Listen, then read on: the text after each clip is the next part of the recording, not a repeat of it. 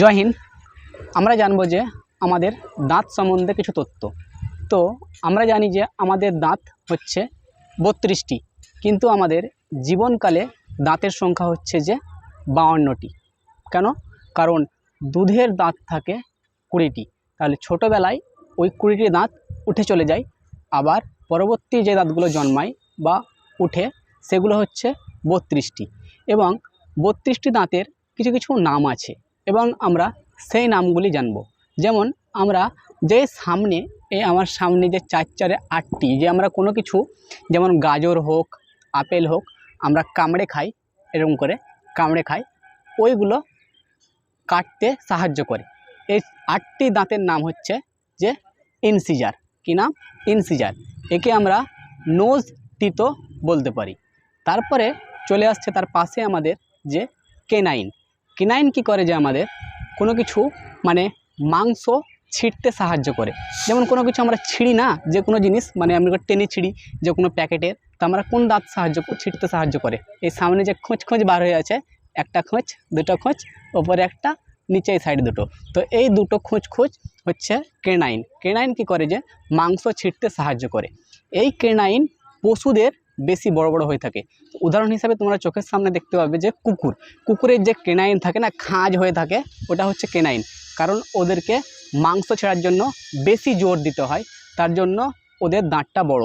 কুকুর হয়ে গেল, বাঘ হয়ে গেল, সিংহ হয়ে গেল, যে সমস্ত প্রাণী মাংস খায় তাদের কেনাইন বড়। তো আমাদের কেনাইন ক পিস? 4 পিস, নিচে 2 পিস, উপরে 2 পিস, 8 পিস।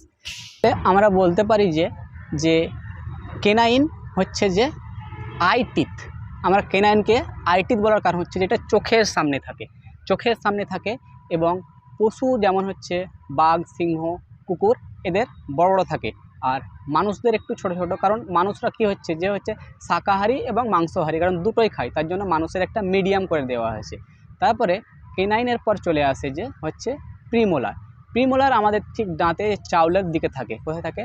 চাউলের দিকে প্রিমোলার থাকে। প্রিমোলারের সংখ্যা হচ্ছে যে 8টি। এটিকে আমরা চিক টিথ বলতে পারি বা গালের দাঁত বলতে পারি। তাহলে এটার কাজ কি? কোনো কিছু খাবার, যেমন ভাত খাচ্ছি, আমরা যে কোনো বস্তু মানে যে কোনো খাবার খেয়েছি আমরা, সেটাকে চিবানোর কাজ করে প্রিমোলার। কিন্তু প্রিমোলার ছোট বাচ্চাদের থাকে না, কারণ ওরা দুধের পরে যে বাচ্চাটা হয়, ছোট বাচ্চাদের প্রিমোলার থাকে না। তারপরে চলে আসে যে মোলার।